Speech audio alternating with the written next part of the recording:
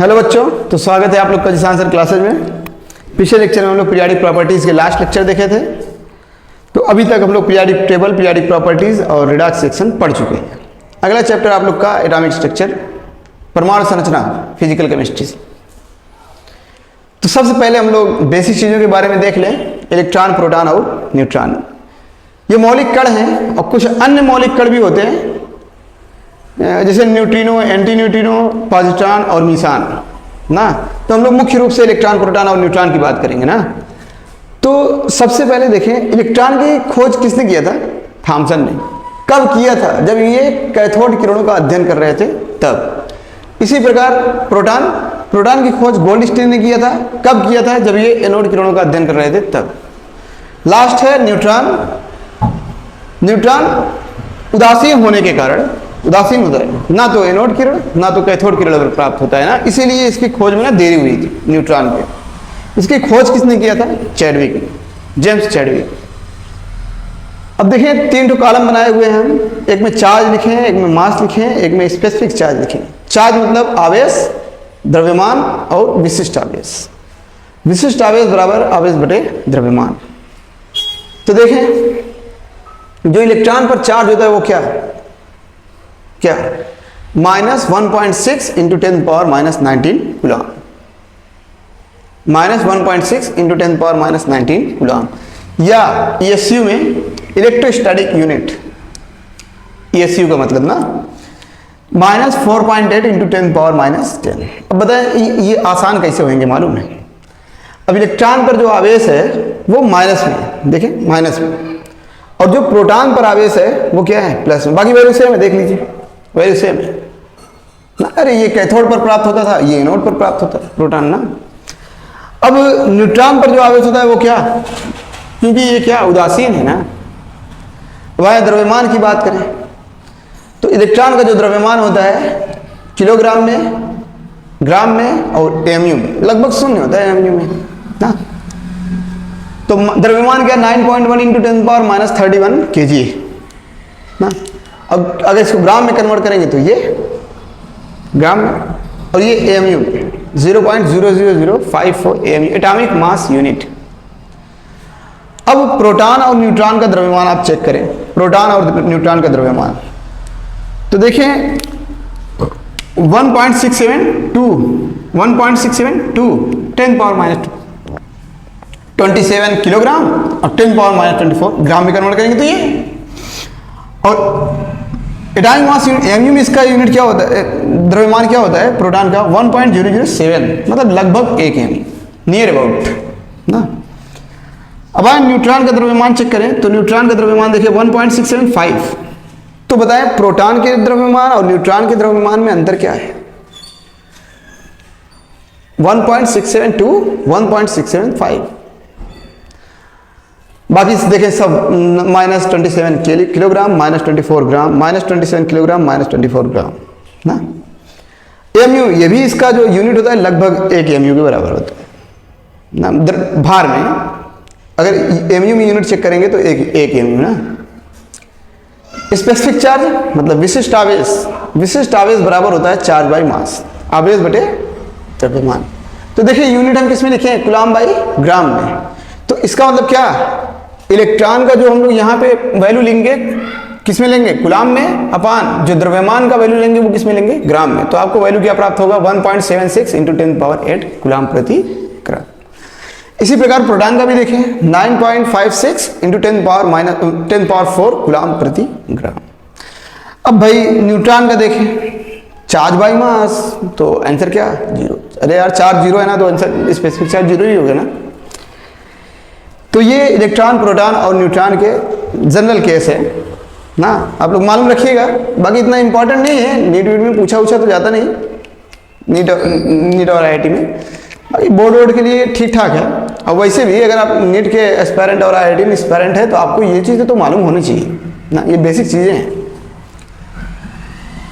तो याद करिए इसको ना। आगे देखिए केस, देखिए इसका एमयू में हम केस लिखे हैं इसका। एमयू में ये इंक्रीजिंग ऑर्डर है, बढ़ता हुआ क्रम। सबसे ज्यादा द्रव्यमान किसका होता है एमयू में? सबसे ज्यादा द्रव्यमान, एम मतलब क्या? द्रव्यमान, न्यूट्रॉन द्रव्यमान, प्रोटॉन द्रव्यमान, इलेक्ट्रॉन, मतलब न्यूट्रॉन का द्रव्यमान, प्रोटॉन का द्रव्यमान और इलेक्ट्रॉन का द्रव्यमान। तो सबसे ज्यादा द्रव्यमान किसका? mu में देखे 1.009 किसका? न्यूट्रॉन का। 1.007 किसका? प्रोटॉन का, यहां पे। और अगला स्पेसिफिक चार्ज सबसे ज्यादा किसका होता है? इलेक्ट्रॉन, प्रोटॉन और न्यूट्रॉन। स्पेसिफिक चार्ज, विशिष्ट आवेश सबसे ज्यादा किसका होता है? तो सबसे ज्यादा किसका? इलेक्ट्रॉन का। अरे स्पेसिफिक चार्ज 1.76 × 10⁸, यहाँ पे 10⁴ और ये तो 0।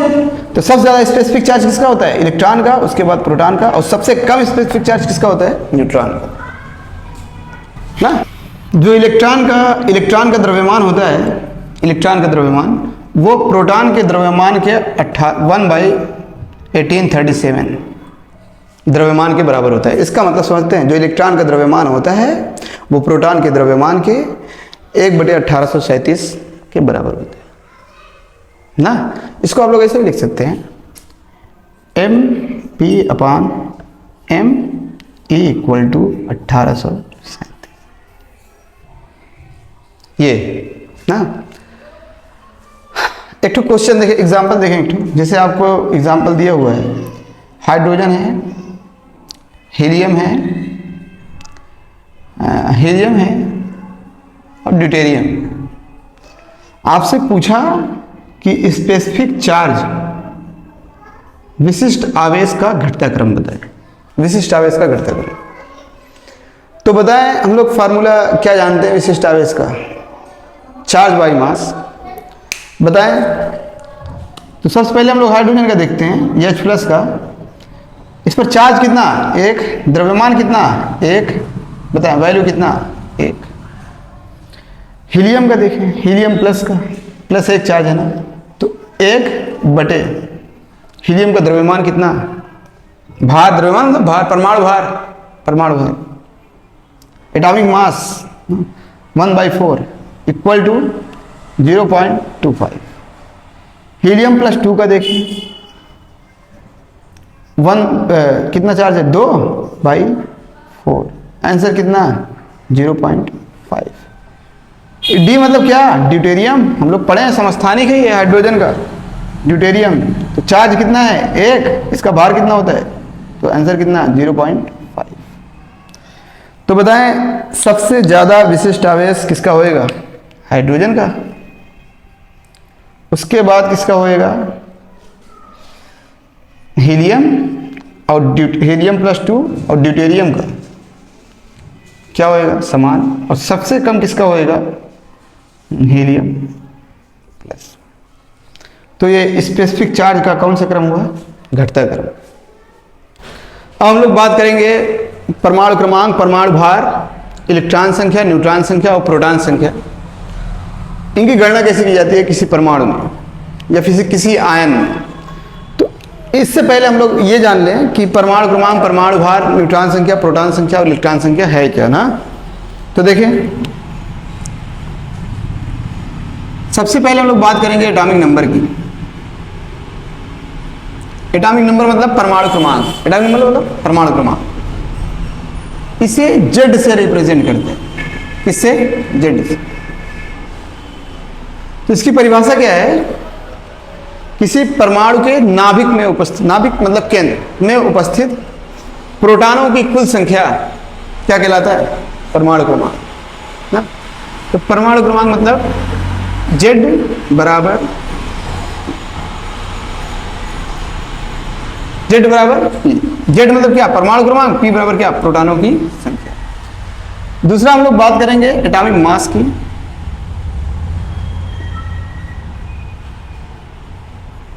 एटॉमिक मास को रिप्रेजेंट करते हैं A से।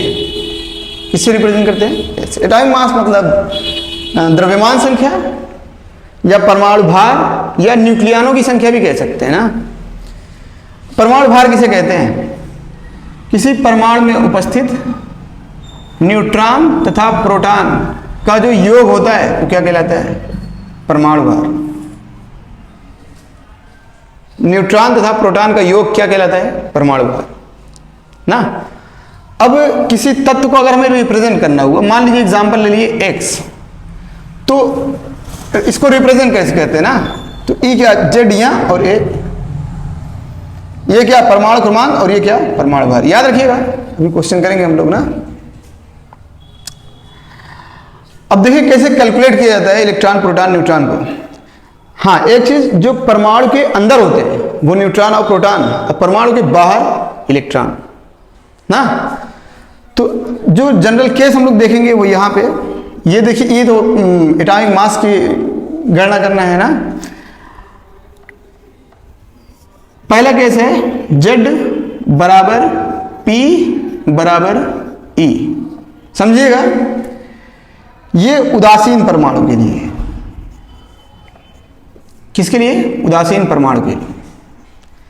कहने का अर्थ ये कि अगर परमाणु उदासीन है तो उसका परमाणु क्रमांक जो होएगा वो प्रोटॉन की संख्या के बराबर होएगा, और जो इलेक्ट्रॉन की संख्या होगा वो भी परमाणु क्रमांक और प्रोटॉन संख्या के बराबर होगा। कब? जब परमाणु क्या हो, उदासीन ना।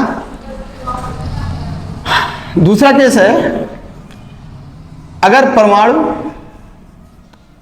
आवेशित हो,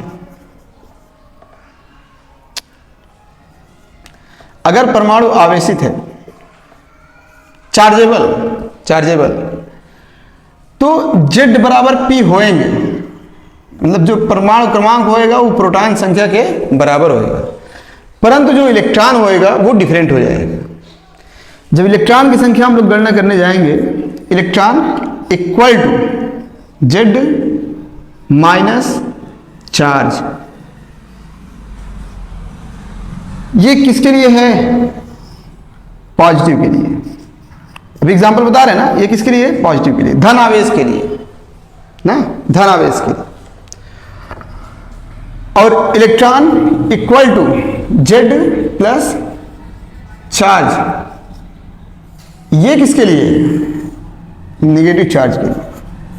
कहने का अर्थ क्या कि अगर किसी परमाणु पर प्लस आवेश है तो इलेक्ट्रॉन की संख्या ऐसी निकालेंगे, और अगर किसी परमाणु पर ऋण आवेश है तो इलेक्ट्रॉन की संख्या ये ना। एक और बचता है न्यूट्रॉन की संख्या। तो न्यूट्रॉन की संख्या क्या है? A minus Z, A minus Z, मतलब परमाणु भार में से परमाणु क्रमांक का जो अंतर होता है वही क्या कहलाता है? न्यूट्रॉन की संख्या। तो जैसे मान लें, एक हम आपको एग्जाम्पल बताते हैं, 2-3 टाइप के एग्जाम्पल बताते हैं, फिर उसके बाद आपको हम क्वेश्चन देंगे करने को, तो आप लोग करिएगा क्वेश्चन ना। तो देखें एग्जाम्पल, जैसे मान लें एक तत्व है X, जिसका परमाणु क्रमांक हम आपको दे दिए 19, परमाणु भार हम आपको दे दिए 39। ये क्या? Z, ये क्या? A ना। आपसे 3 चीजें हमेशा पूछेगा, 2 चीजें दिया रहेगा, 3 चीजें हमेशा पूछेगा ना। तो बताएं इसमें इलेक्ट्रॉन, प्रोटॉन और न्यूट्रॉन की संख्या क्या है? पहला एग्जांपल देखें, इजी एग्जांपल है ना। कोई चार्ज है इस पर? क्वेश्चन में कहीं हम एग्जांपल कहीं बताएं, कहें क्या कि इस पे ये चार्ज है? नहीं ना। तो बताएं परमाणु क्रमांक कितना है? 19। Z बराबर कितना है? 19। अब Z बराबर 19 है तो P बराबर भी कितना होएगा? 19। और जब P बराबर 19 है तो उदासीन है, जब उदासीन है तो इलेक्ट्रॉन संख्या भी कितना होएगा? 19। न्यूट्रॉन की संख्या हम लोग जानते हैं A माइनस जेड, और A कितना है? 39। तो बताएं 39 माइनस 19, न्यूट्रॉन संख्या कितना? 20। ये आंसर। एक और एग्जाम्पल देखें, एक और एग्जाम्पल, जैसे एक तत्व है जिस पर -3 आवेश, कितना आवेश? -3 आवेश। अब इस तत्व का जो परमाणु क्रमांक है वो 7 है, और जो परमाणु भार है वो कितना? 14 है। तो इसमें E, P और N की गणना करना है। तो बताएं Z कितना? 7, तो P भी कितना हो जाएगा? 7। देखिए Z बराबर P हमेशा हमेशा, चाहे उदासीन हो चाहे आवेशित हो। अब वो आवेशित हो गए ना, फिर भी P बराबर कितना? 7 ही होंगे। अब बताएं न्यूट्रॉन देख लें, न्यूट्रॉन A माइनस जेड, 14 में से 7 घटाएंगे कितना? 7। न्यूट्रॉन संख्या कितना? 7। अब आए इलेक्ट्रॉन की संख्या देखें, -3 आवेश है तो यहां का क्या होएगा, Z प्लस चार्ज। यहां पे चार्ज से ये मतलब ना है कि -3 है तो वहां पे -3 रखेंगे, ना ना, चार्ज कितना है, चार्ज 3 ठो ना, तो यहां पे 3। अब बताएं इलेक्ट्रॉन संख्या कितना, 7 प्लस 3, जेड का मान 7 ना, तो आंसर कितना, 10। इलॉजिक बता रहे हैं, बाकी आप आंसर ना देख के लगा सकते हैं, आंसर देख के बता सकते हैं कि कितना होगा ना। जैसे देखें ये क्वेश्चन आपको दिया हुआ है, -3 चार्ज है ना, तो जितने चार्ज होंगे परमाणु क्रमांक उतना जोड़ दे, वही इलेक्ट्रॉन संख्या होगी। बताएं कितने माइनस चार्ज हैं, जितने माइनस चार्ज होंगे कितने, -3 ठो, परमाणु क्रमांक कितना था, 7 ठो, 7 में 3 जोड़ेंगे कितना, 10, तो इलेक्ट्रॉन संख्या कितना हो जाएगा, 10। -3 मतलब क्या, इलेक्ट्रॉन को ग्रहण कर रहे हैं ना, इलेक्ट्रॉन ग्रहण कर लेंगे, इलेक्ट्रॉन 3 इलेक्ट्रॉन ग्रहण कर लेंगे, कितना हो जाएगा, 10। 7 इलेक्ट्रॉन मूल अवस्था में था जब उदासीन थे। परमाणु भार 14 है तो 14 में से 7 घटाएंगे, 7 न्यूट्रॉन संख्या। ये हम आपको सिर्फ ऐसे बता दिए कि मतलब प्रैक्टिस करने के लिए, बाकी जो क्वेश्चन आता है, क्वेश्चन यहाँ से आएगा भी नहीं, क्वेश्चन जो आता है ना वो आइसोडाइस्फीयर, आइसो इलेक्ट्रॉनिक, आइसोस्टीयर, आइसोटॉन, आइसोबार, ये सब मतलब समस्थानिक, समभारिक, समन्यूट्रॉनिक, समिलेक्ट्रॉनिक, आइसोस्टीयर, आइसोडाइस्फीयर ना। तो क्वेश्चन यहाँ से इतना ज़्यादा नीट वीट में आता नहीं, जो बनता है क्वेश्चन वो वहीं से बनता है। अभी क्वेश्चन हम लोग करेंगे भी ना, तो आपको हम क्वेश्चन दे रहे हैं, उसको आप लोग करिएगा ना। देखिए एक तत्व है जिस पर +3 आवेश है, यदि इस तत्व में इलेक्ट्रॉन की संख्या 18 है और न्यूट्रॉन की संख्या 22 है, तो A, Z और P की गणना करना है। बहुत बेहतरीन क्वेश्चन दे रहे हैं ना, करिएगा, बहुत मजा आएगा करने में ना। एक और एग्जाम्पल है, एक तत्व है A जिस पर -2 आवेश है, जिस पर -2 आवेश है, इसमें भी इलेक्ट्रॉन की संख्या 18 है, प्रोटॉन की संख्या, प्रोटॉन नहीं, न्यूट्रॉन की संख्या 16 है। तो इसमें भी आपको किसकी गणना करना है, A, Z और P की। और क्वेश्चन अभी लेक्चर खत्म होने के बाद हम आपको देंगे ना, तो ये क्वेश्चन करने हैं आपको। अब हम लोग बात करेंगे समस्थानिक, समभारिक, समन्यूट्रॉनिक, समिलेक्ट्रॉनिक की ना। तो जहां तक संभव है कि आप लोग को समझ में आया होगा, अगर ना समझ में आया हो तो कमेंट बॉक्स में बताइएगा जरूर ना, क्योंकि ये बेसिक चीजें हैं, अगर ये आपको आते नहीं रहेंगे ना तो आपको आगे बहुत परेशानी होंगी लेक्चर को समझने में ना। तो सबसे पहले हम लोग किसको देखेंगे, आइसोटॉप। आइसोटॉप बोले तो समस्थानिक, और समस्थानिक कहते किसे हैं, ऐसे एक ही तत्व जिनके परमाणु क्रमांक समान हो परंतु परमाणु भार भिन्न भिन्न, क्या कहलाते हैं, समस्थानिक।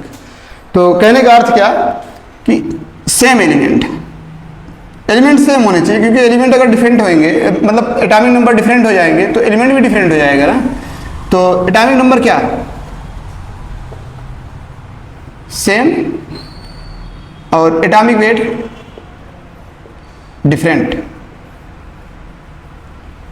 क्या कहलाएंगे, आइसोटॉप। एक ही तत्व जिनके परमाणु क्रमांक समान हो परंतु परमाणु भार भिन्न हो, क्या कहलाते हैं, समस्थानिक।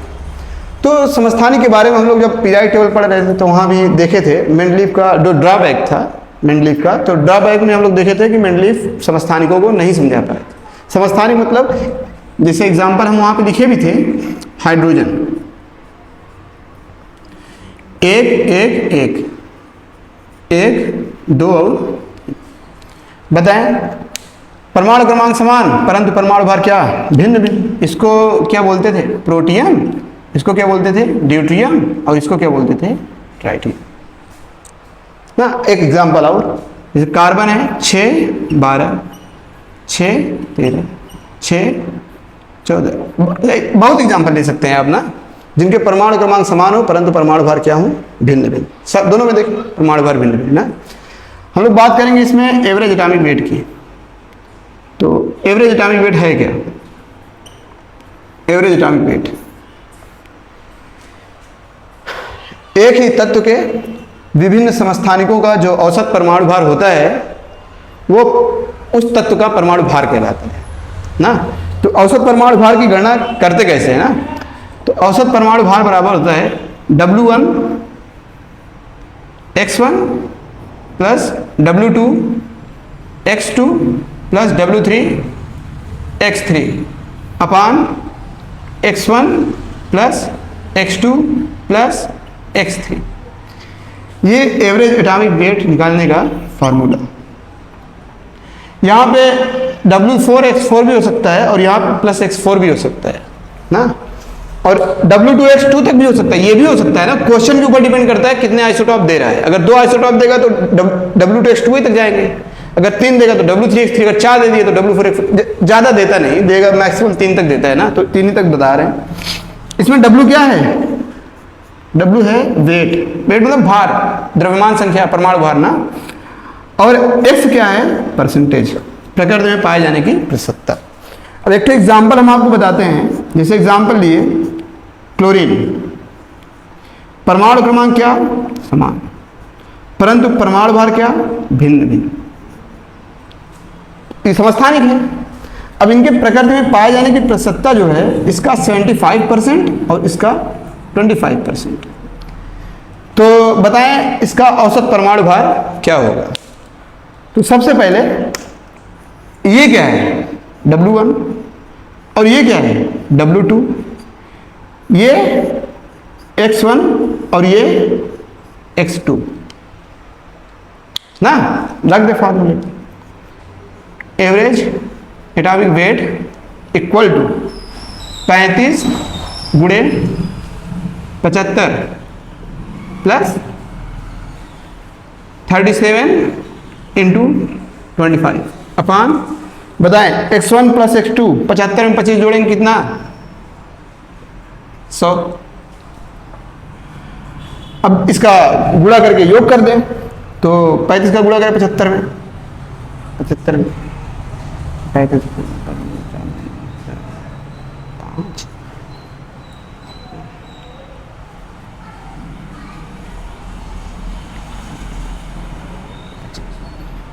प्लस 37 में 25 का कर दें,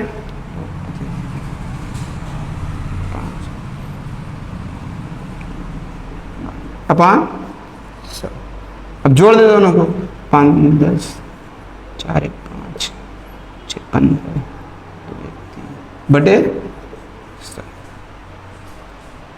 बताएं 1 0 2 कट जाएगा, आंसर कितना आ जाएगा 35.5, वो आंसर। बता हमारे पास इतना टाइम तो रहेगा नहीं एग्जाम में, तो हम लोग कैसे इसको सॉल्व करेंगे ना, कैसे जल्दी करेंगे। तो ट्रिक हम आपको बताते हैं। बताएं दोनों 35 और 37 दिए थे, W1 और W2। अब बताएं W1 का जो परसेंटेज दिया था कितना 75, और W2 का जो परसेंटेज दिया था वो कितना 25। दोनों में परसेंटेज ज्यादा किसका है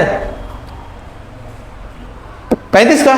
तो जिसका परसेंटेज ज्यादा रहेगा वैल्यू भी उसके नजदीक आएगा। देखें इसका परमाणु भार 35 था, परसेंटेज सबसे ज्यादा इसका था, जिसका परसेंटेज ज्यादा आएगा वैल्यू उसी के नजदीक रहेगा। तो हमें ऑप्शन चेक करना है, ऑप्शन चेक करें जो वैल्यू दिखा मार दे ना। जैसे एक और देखें, एक और देखें, अभी देखिए क्वेश्चन देखते ही आप ना कर जाएंगे आंसर। Iron 55, iron 56, iron 58। तो आयरन के 3 समस्थानिक जिनके परमाणु भार क्रमशः 55, 56 और 58 है, तथा इनके प्रकृति में पाए जाने की प्रतिशतता 80% है, 10% है और 10% है। तो इसके औसत परमाणु भार क्या होगा। अब बताएं ऑप्शन आपको दिया रहेगा, ए ऑप्शन दिया है 56.2, बी दिया है 56.9, सी दिया है 55.4 और डी दिया हुआ है 57.2। बताएं क्या आप इस क्वेश्चन का एवरेज एटॉमिक वेट निकालने जाएंगे। अगर निकालने गए ना तो टाइम वेस्ट होएगा। अगर आप 2 मिनट भी ले रहे हैं इसका मतलब वेस्ट कर रहे हैं टाइम ना। अब 180 क्वेश्चन 180 मिनट। बताएं यहाँ पे किसका परसेंटेज ज्यादा है दोनों तीनों में से, 55 का, 56 का, 58 का, किसका सबसे ज्यादा परसेंटेज किसका है 55 का ना। तो देखिए आंसर देखिए आंसर कौन सा होगा? आप करके चेक कर लीजिएगा, आंसर यही आएगा, करके चेक करिएगा ना। तो ऐसे एवरेज एटॉमिक वेट किए जाते हैं क्वेश्चन। आप सॉल्व करेंगे फिर भी आंसर वही आएंगे, डायरेक्ट देख लें आंसर फिर भी वही। अगला क्या? आइसोबार। आइसोबार बोले तो समभारिक।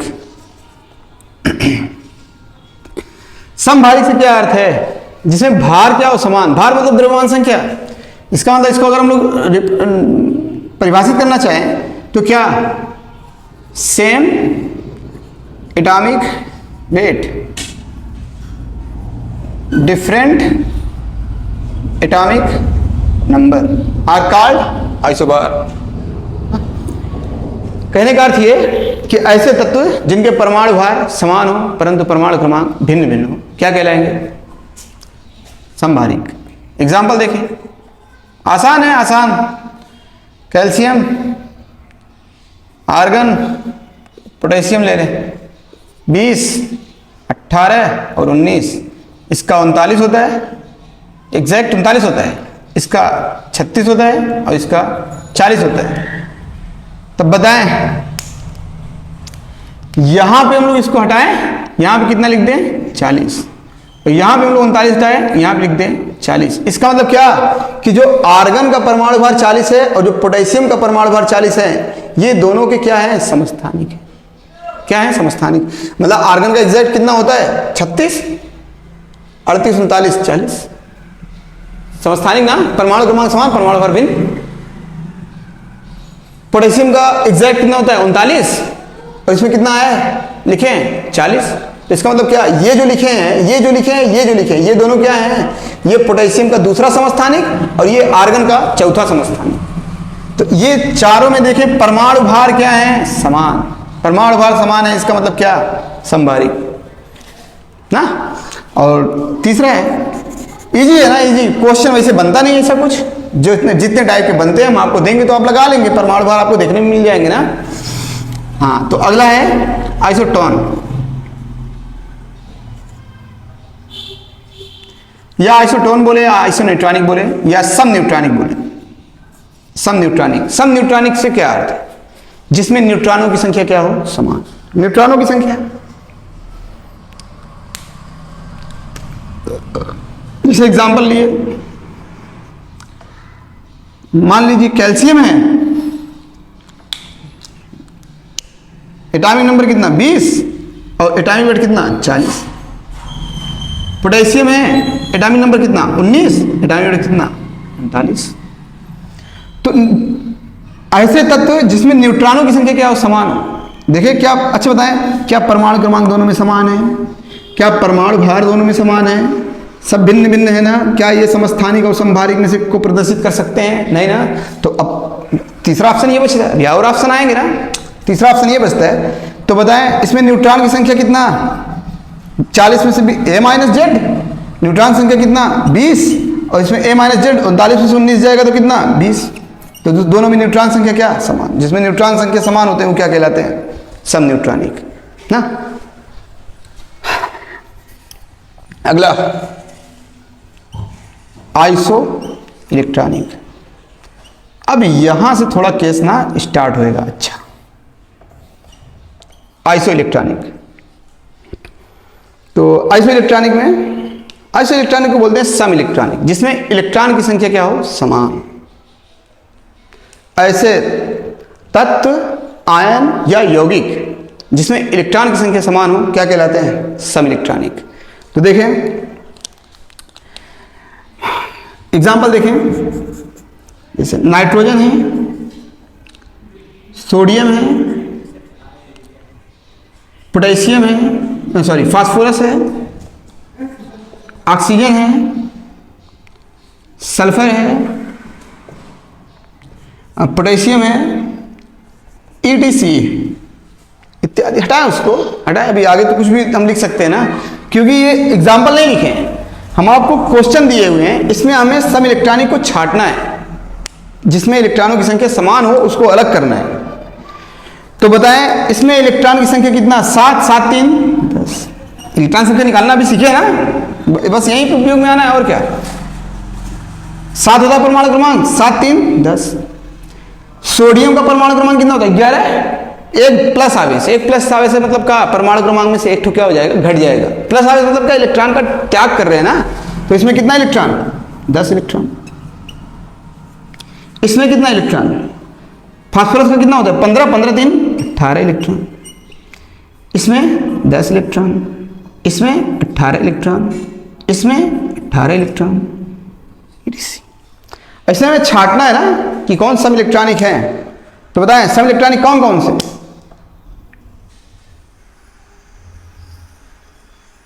ये जिसमें इलेक्ट्रॉन की संख्या समान हो, नाइट्रोजन, सोडियम और ऑक्सीजन। और सम इलेक्ट्रॉनिक कौन कौन से,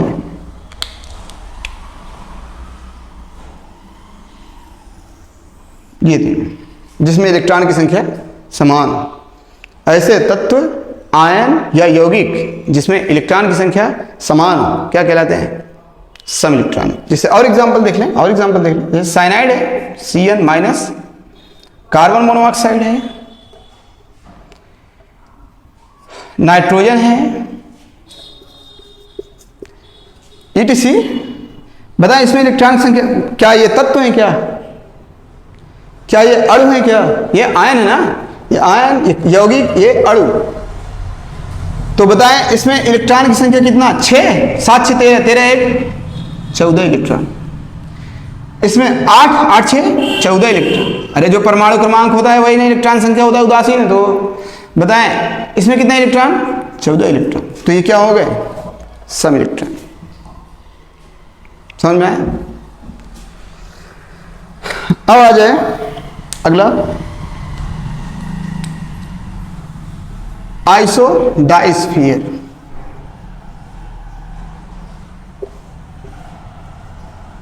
आइसोडाइस्फीयर, ये आइसोडाइस्फीयर क्या है, ऐसे तत्व जिसमें, ऐसे तत्व या यौगिक जिसमें n-p का मान समान हो, n-p का मान समान हो क्या कहलाते हैं, आइसोडाइस्फीयर। तो एग्जाम्पल देखें इसका, एग्जाम्पल देखें। जिसे मान लें कार्बन है 6 और 13, बोरान है 5 और 11,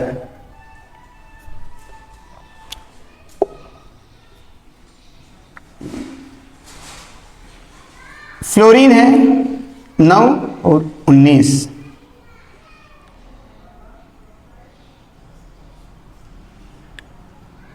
नियान है 10 और 20। तो इसमें देखें आइसोडाइस्फीयर को है कि नहीं ना।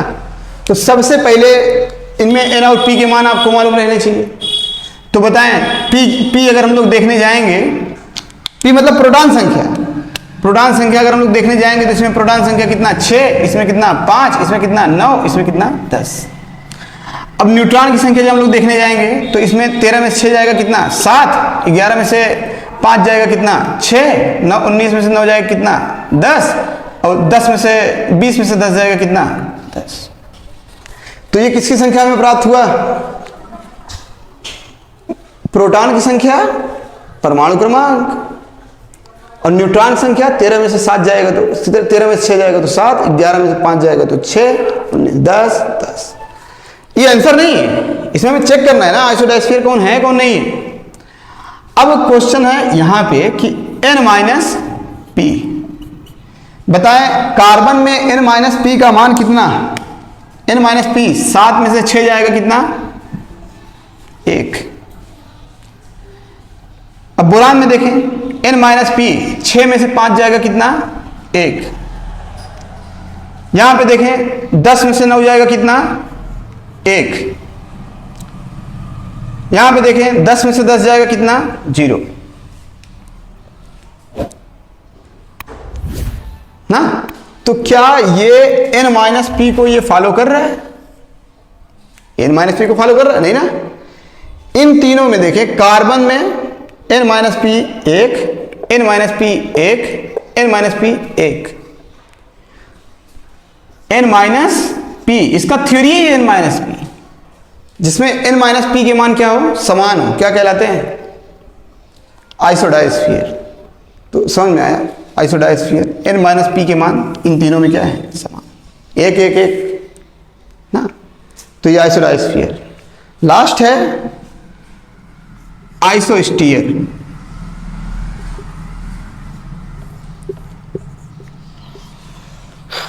आइसोस्टीयर ऐसे यौगिक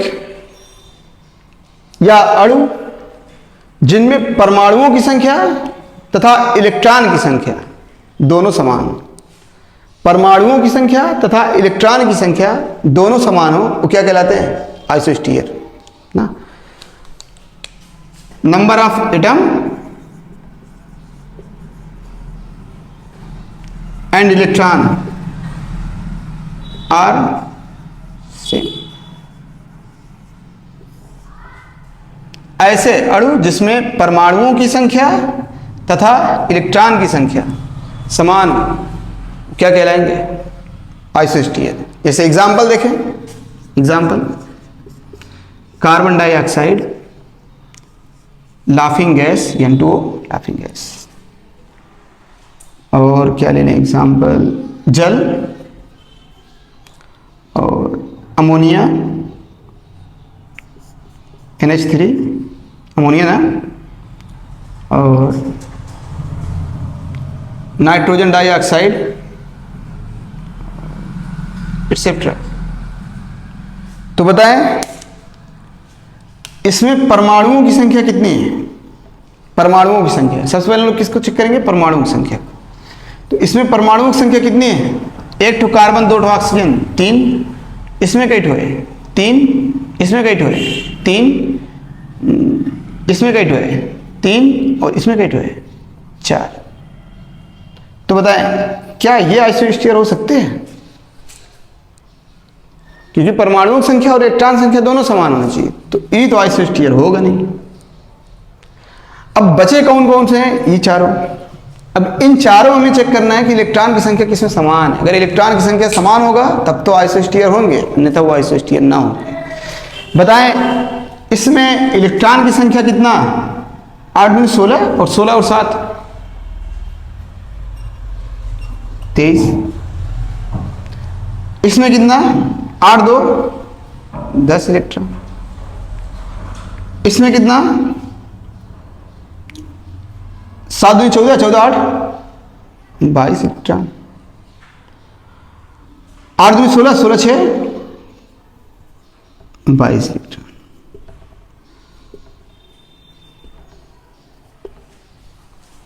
बताएं चारों में परमाणुओं की संख्या क्या थी, समान थी। देखिए 3 3 3 3, चारों में परमाणुओं की संख्या समान थी।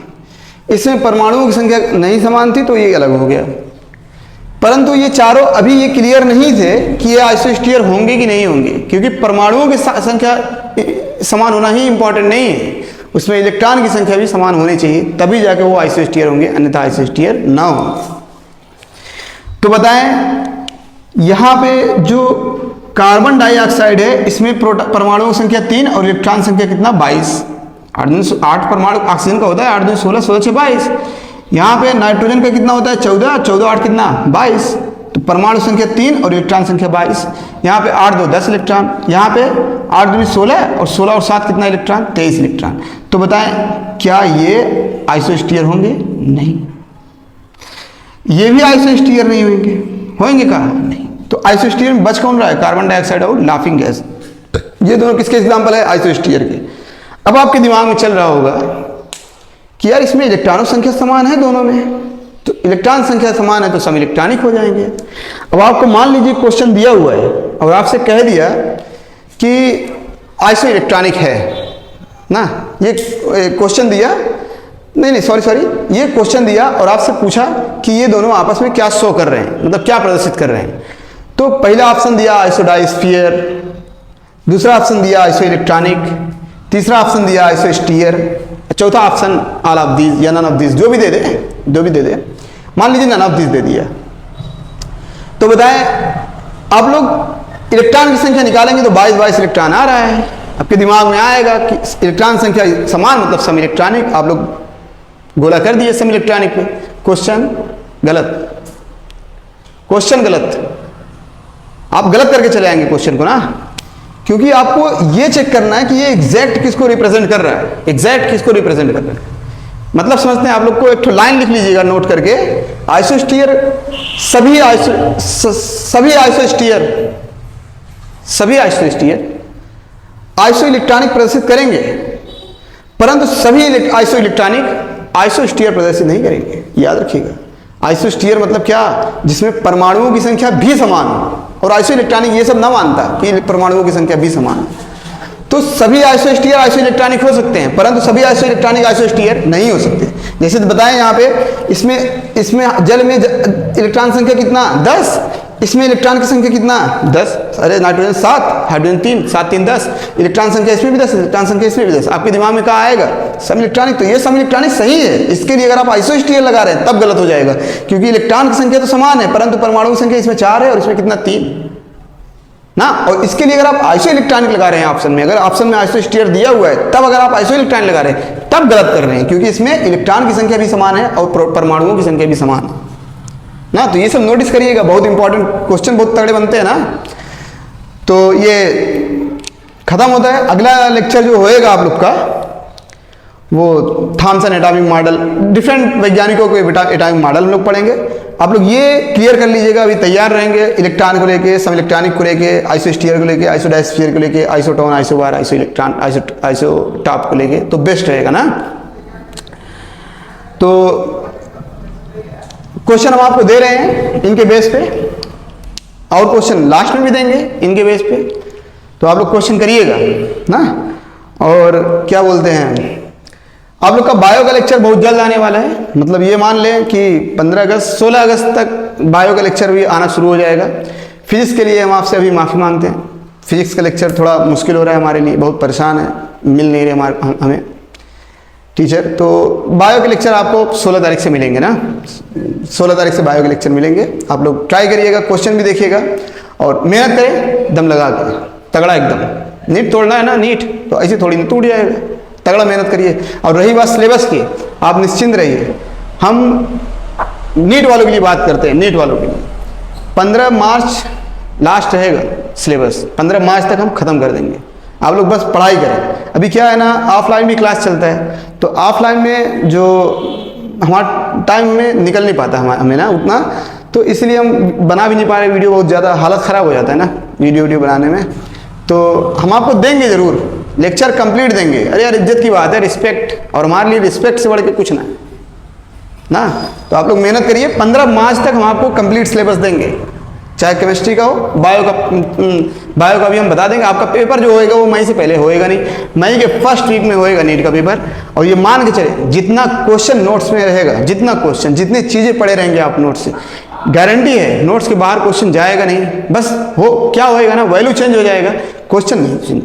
क्वेश्चन जो आप पढ़ रहे हैं ना बिल्कुल वैसे क्वेश्चन रहेंगे, बस वैल्यू बदले रहेंगे ना। तो आप लोग पढ़ाई करिए, मेहनत करिए। हम कोशिश करते हैं कि जितना जल्दी हो सके अपलोड करें वीडियो। बाकी अगर डिले हो रहा है तो उसके लिए हम आपसे माफ़ी मांगते हैं। आप लोग परेशान ना होइएगा, बस इज्जत की बात है, ख़त्म करेंगे ज़रूर, याद रखिएगा। और चैनल को सब्सक्राइब भी करें, शेयर भी करें ना।